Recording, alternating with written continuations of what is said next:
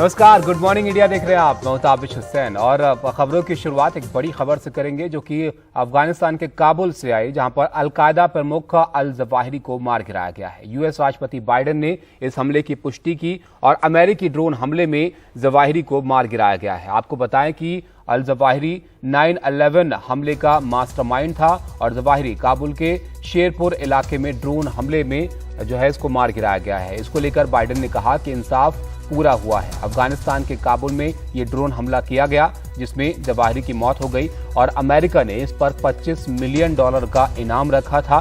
9/11 हमले के बाद से इसको तलाशा जा रहा था। कई बार इसको जो है पकड़ने की कोशिश की गई, लेकिन ये बच निकला था और अब आखिरकार अमेरिका को इस ऑपरेशन में कामयाबी यहां पर मिली है।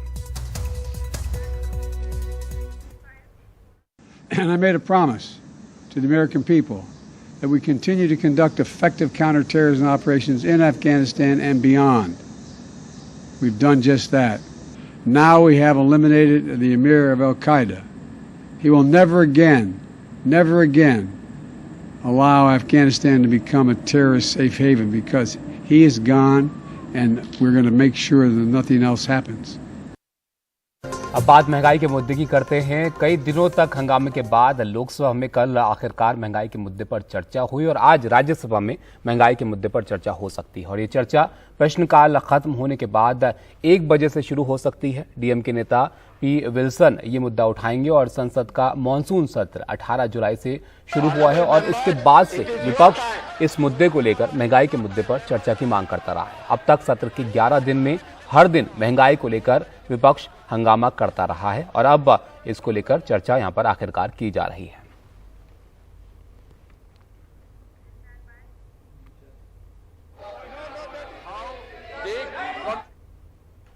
सोमवार को 4 सांसदों का निलंबन वापस हुआ और आखिरकार लोकसभा में महंगाई पर बहस हुई। बहस का जवाब देते हुए वित्त मंत्री ने दावा किया कि दुनिया भर के जैसे हालात हैं उसको देखते हुए भारत अपनी आर्थिक स्थिति पर नाज कर सकता है। सरकार की कोशिशों से महंगाई दर 7% से कम है। वहीं सरकार के जवाब से असंतुष्ट होकर कांग्रेस ने वॉकआउट किया। आपने जो रोजमर्रा की चीजें हैं उसके ऊपर जीएसटी बढ़ा दिया। आटे के ऊपर, पनीर के ऊपर, दही के ऊपर, शाही के ऊपर, पेंसिल के ऊपर, शार्पनर के ऊपर आपने तो बच्चों को भी नहीं छोड़ा। प्रणाम सभापति महोदय। कुछ इस अंदाज में लोकसभा में महंगाई पर चर्चा की शुरुआत हुई। टीएमसी ने भी महंगाई पर सरकार को घेरा। एक बहुत अहम मुद्दा है। ये सब्जी अगर मैं कच्चा खा जाती हूँ क्योंकि ईंधन नहीं मिलता है तो वही कच्चा खाने का बात कर रही हूँ, क्योंकि एलपीजी सिलेंडर ये चंद महीनों में 4 बार एलपीजी सिलेंडर का दाम बढ़ा। कुछ अपनी बात। वहीं सरकार की ओर से महंगाई पर मोर्चा संभालते हुए जयंत सिन्हा ने बिना नाम लिए केजरीवाल की सरकार पर निशाना साधा। दिल्ली वालों को एक ऐसा हलवाई मिला है जो जलेबी ही तलता रहता है और वो जलेबी लेकर जलेबी की उस कढ़ाई को पंजाब पहुंच गया। अमृतसर में भी जलेबी खिलाने वाला है और अब क्योंकि चुनाव भी आ रहे हैं वही कढ़ाई लेकर जलेबी वाला गुजरात घूम रहा है, हिमाचल घूम रहा है जलेबी खिलाने के लिए। चर्चा का जवाब देते हुए केंद्रीय वित्त मंत्री निर्मला सीतारमण करीब 2.25 घंटे बताती रही कि देश काफी तरक्की कर रहा है, अर्थव्यवस्था काफी मजबूत है, कोविड और रूस यूक्रेन युद्ध के बावजूद महंगाई नियंत्रण में है, हम एजेंसियों की रिपोर्ट पर नाज कर सकते हैं। मगर अब तो हम झेल रहे हैं pandemic, second wave, Omicron, China में जगह जगह पर लॉकडाउन और आज भी ग्लोबल ट्रेड नॉर्मलसी तक नहीं पहुंचा। फिर भी हम मैनेज कर रहे हैं हमारी इन्फ्लेशन को 7 और 7 के नीचे रखने के लिए। दुनिया भर का डेटा मांग बोल रही थी। हमारा सिर्फ एक सीधा सादा सवाल था कि जो जीएसटी आपने लगाया है दूध पे, पनीर पे, घी पे, आटे पे, वो कम किया जाए, इतनी हमारी मांग थी और महंगाई कम की। आप देख रहे डेटा स्पीक्स फॉर इटसेल्फ। आप घर जाइए, और घर जाके पता करिए महंगाई कितनी बढ़ी है। और डेटा देखिए ना, आज सुबह ये क्वेश्चन था पार्लियामेंट में कि कितने फॉरेन इन्वेस्टमेंट आए, फॉरेन इन्वेस्टमेंट कम हुए हैं, ये सरकार आज सुबह बोल चुकी है। सरकार कह रही है कि महंगाई काबू में है, विपक्ष कह रहा है यह बेकाबू हो चली है। महंगाई पर जो बहस लोकसभा में चली वह इस देश की सड़कों पर कई दिनों से चल रही है। अर्थव्यवस्था के पैमाने तो अर्थशास्त्री ही जाने, लेकिन आम जनता से पूछिए तो महंगाई का रोना रोती है। इसका भी जवाब तो सरकार को ही देना होगा। नई दिल्ली में कैमरामैन अशोक महाले के साथ राजीव रंजन, एनडीटीवी इंडिया। झारखंड कांग्रेस के 3 विधायक पश्चिम बंगाल में भारी कैश के साथ गिरफ्तार किए गए। मुख्यमंत्री हेमंत सोरेन ने अब इस पर प्रतिक्रिया दी है और कहा कि बीजेपी पर राज्य की सरकार को अस्थिर करने का आरोप उन्होंने लगाया है। जो विगत दिनों में प्रयास रहा है झारखंड में, झारखंड के विधायकों के ऊपर, कहा जा सकता है कि ये लोग अपने नापाक इरादों में कामयाब नहीं हो पाए और चीजें आप लोगों के सामने हैं। इस देश का एक मजबूत लोकतंत्र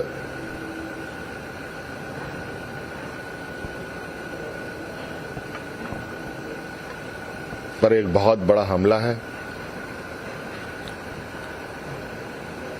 लेकिन इनके इन हरकतों से न पहले कभी हम विचलित थे, न आज हम विचलित हैं।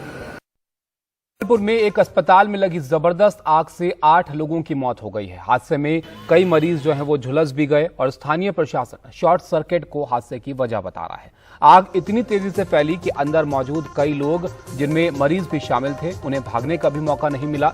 दमकल विभाग, पुलिस और प्रशासन की टीम ने शीशा तोड़कर कुछ लोगों की जान यहां पर बचाई।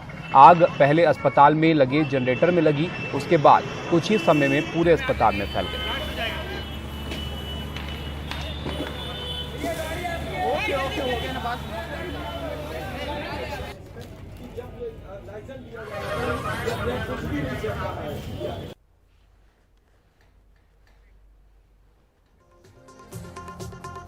आज राज्यसभा में महंगाई के मुद्दे पर चर्चा हो सकती है। यह चर्चा प्रश्नकाल खत्म होने के बाद 1 बजे शुरू हो सकती है। डीएम के नेता पी सिल्वन ने यह मुद्दा उठाएंगे। सदन का मानसून सत्र 18 जुलाई से शुरू हुआ है और इसके बाद से ही विपक्ष महंगाई के मुद्दे पर चर्चा की मांग करता रहा। अब तक सत्र के 11वें दिन में हर दिन महंगाई को लेकर विपक्ष हंगामा करता नजर आया।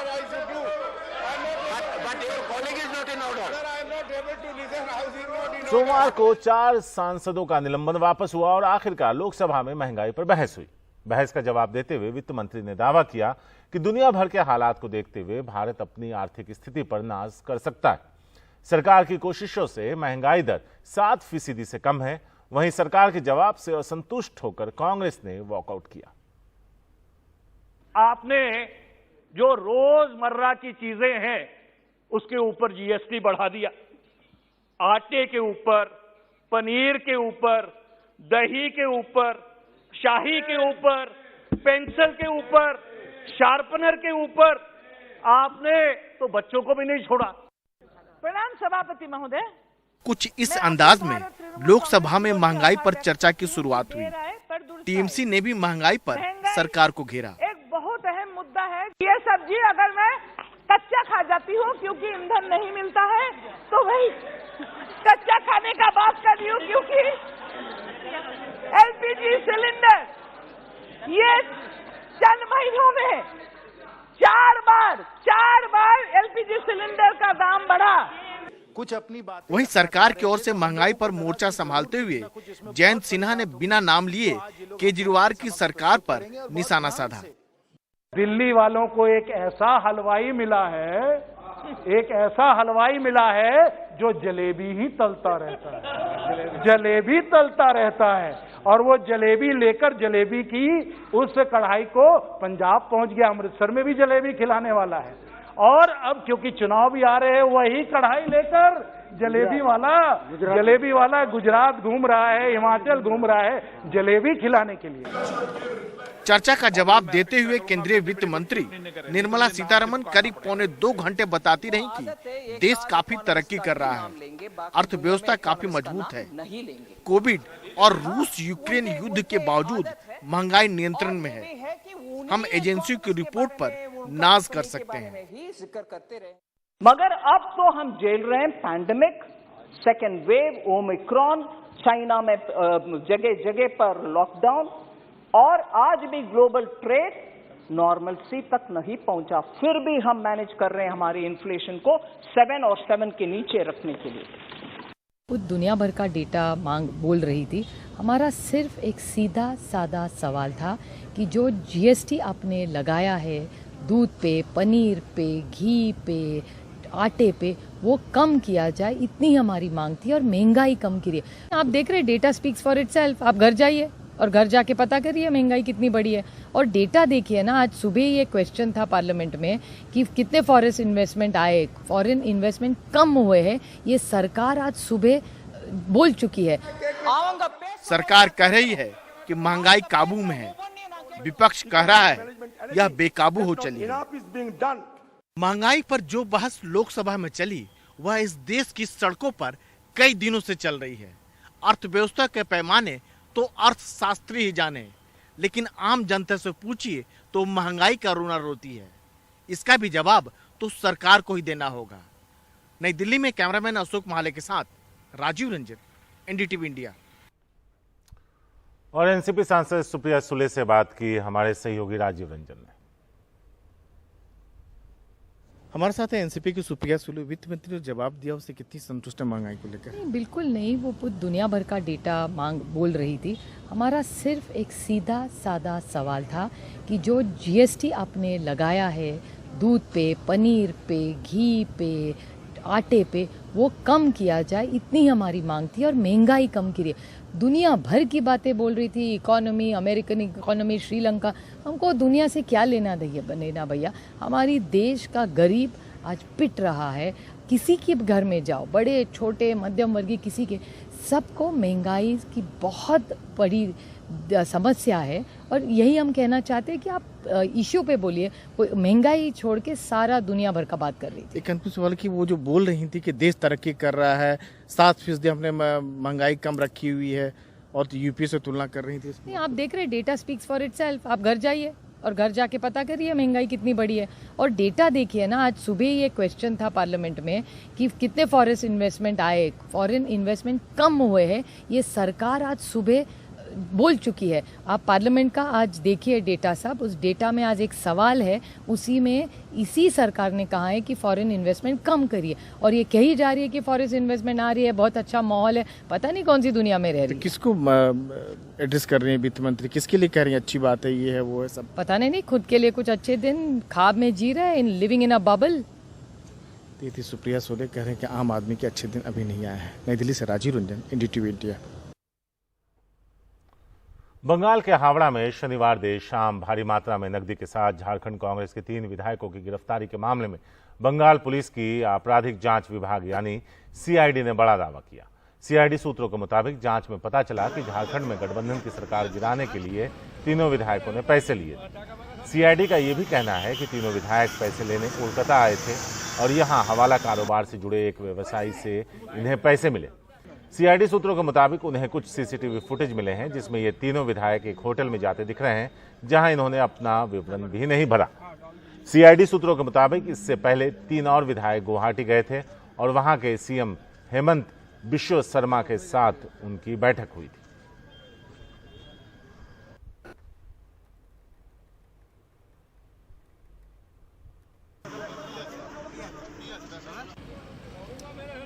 तो झारखंड कांग्रेस के 3 विधायक पश्चिम बंगाल में भारी कैश के साथ गिरफ्तार हुए। मुख्यमंत्री हेमंत सोरेन ने बीजेपी पर राज्य की सरकार को स्थिर करने का आरोप लगाया। जो विगत दिनों में प्रयास रहा है झारखंड के विधायकों के ऊपर, कहा जा सकता है कि ये लोग अपने नापाक इरादों में कामयाब नहीं हो पाए और चीजें आप लोगों के सामने हैं। इस देश का एक मजबूत लोकतंत्र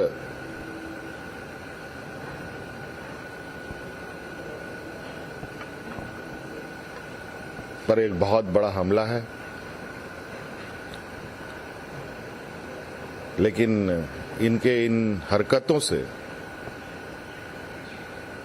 न पहले कभी हम विचलित थे, न आज हम विचलित। यूपी में सूखे के हालात से निपटने के लिए सोमवार देर शाम मुख्यमंत्री योगी आदित्यनाथ ने समीक्षा बैठक की। बैठक में मुख्यमंत्री ने हालात पर निगाह रखने का आदेश दिया। सामान्य बारिश न होने से खरीफ की बुआई पर असर पड़ा है। 15 जिलों में 75% से कम खरीफ की बुआई हुई है।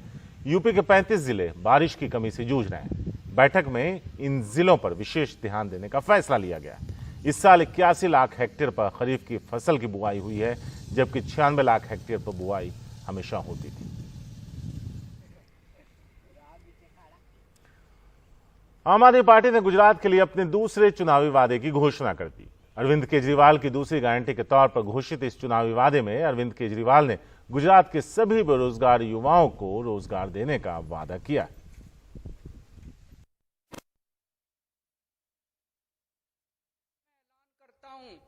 कि आम आदमी पार्टी की गुजरात में सरकार बनेगी तो अगले 5 साल के अंदर गुजरात के हर बेरोजगार युवा को हम रोजगार देंगे।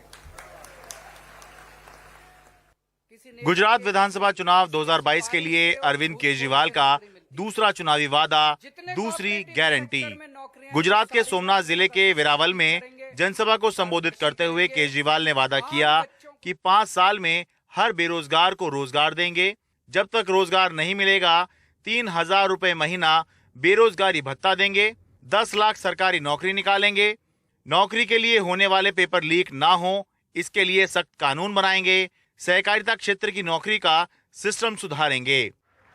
आम आदमी पार्टी का मानना है कि बेशक गुजरात में बिजनेस माइंडेड लोगों की अच्छी खासी संख्या है, लेकिन बेरोजगारी की जो समस्या पूरे देश में है वो गुजरात में भी है।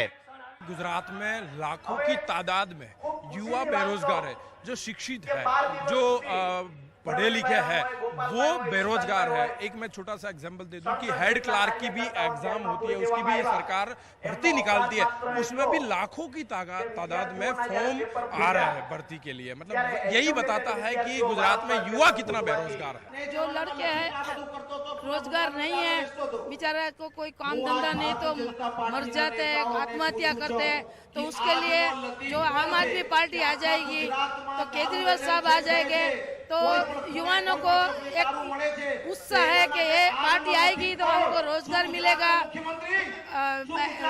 फैमिली को भी थोड़ा साथ सहकार मिलेगा। इससे पहले अरविंद केजरीवाल गुजरात चुनाव के लिए 300 यूनिट मुफ्त बिजली हर महीने और 31 दिसंबर 2021 तक का सारा बकाया बिल माफ करने का चुनावी वादा भी कर चुके हैं। इस समय केवल आम आदमी पार्टी है जो गुजरात में चुनाव प्रचार भी कर रही है और चुनावी वादे भी कर रही है। हालांकि ये आम आदमी पार्टी की आदत और स्वभाव के अनुरूप भी है और संभावना ये भी है कि हो सकता है अगले महीने से आम आदमी पार्टी अपने उम्मीदवारों की भी घोषणा करना शुरू कर दे। सोमनाथ से अपने कैमरा सहयोगी सुनीश कुमार राम के साथ मैं Sharad Sharma, NDTV media. BJP नेता और रेलवे पैसेंजर सर्विस कमेटी के चेयरमैन और उनके बेटों पर गृह मंत्री अमित शाह के नाम पर 2 करोड़ की ठगी का आरोप है। आरोप के मुताबिक 100 करोड़ रुपए के रेलवे के अलावा और कई प्रोजेक्ट देने की डील हुई थी। दिल्ली पुलिस की स्पेशल सेल ने इस मामले में केस दर्ज कर लिया। ये हैं मुंबई के बड़े कारोबारी। फिलहाल हम इनका नाम और पता नहीं बता रहे।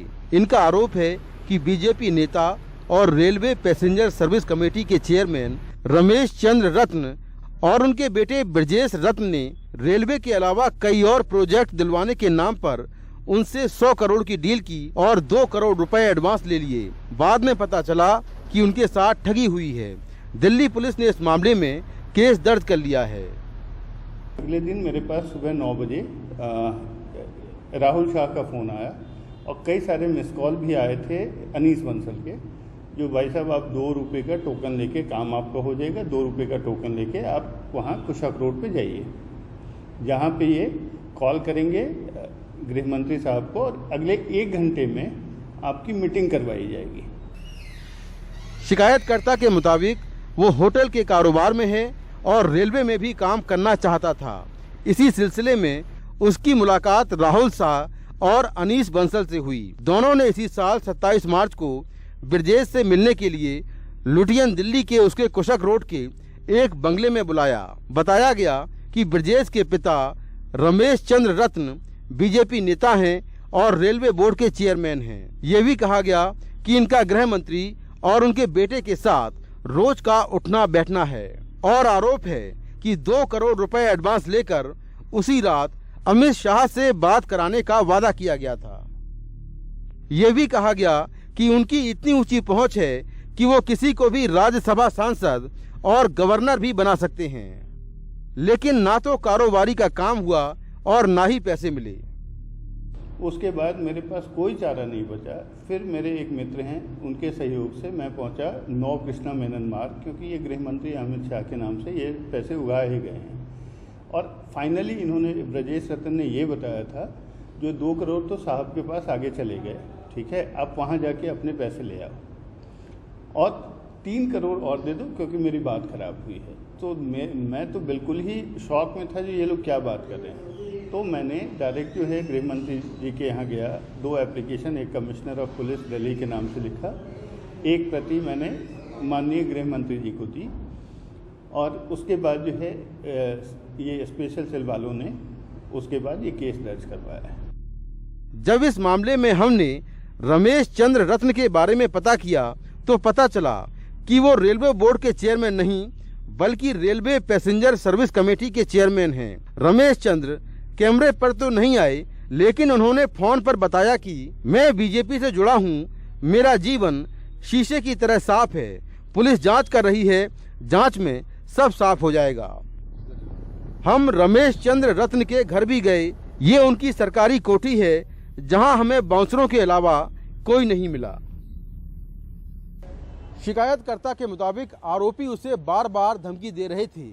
ठगी गृह मंत्री अमित शाह के नाम से की गई थी, इसीलिए 9 जून को सीधा वो गृह मंत्री के घर पहुंचा और उसने पूरे मामले की शिकायत की।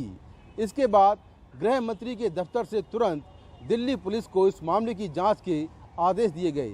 जांच के बाद दिल्ली पुलिस ने 1 जुलाई को इस मामले में धोखाधड़ी और आपराधिक साजिश के तहत केस दर्ज कर लिया। हालांकि अब तक कोई भी आरोपी गिरफ्तार नहीं हुआ है। नई दिल्ली से Mukesh Singh, NDTV India. 5G spectrum की नीलामी में रिलायंस जियो ने सबसे बड़ी बोली लगाई। 88,078 करोड़ रुपए की बोली लगी। कुल स्पेक्ट्रम में से करीब आधा हिस्सा हासिल किया। अडानी समूह ने 212 करोड़ रुपए में 400 मेगाहर्ट्ज स्पेक्ट्रम खरीदा। जियो ने 700 मेगाहर्ट्ज बैंड समेत विभिन्न बैंड में स्पेक्ट्रम खरीदा। इंडियन कोस्ट गार्ड आजादी का अमृत महोत्सव मना रहा है। पश्चिम बंगाल के मछुआरों के साथ मिलकर इंडियन कोस्ट गार्ड ने बंगाल की खाड़ी में तिरंगा फहराया। इंडियन कोस्ट गार्ड की तरफ से यह वीडियो सामने आया है।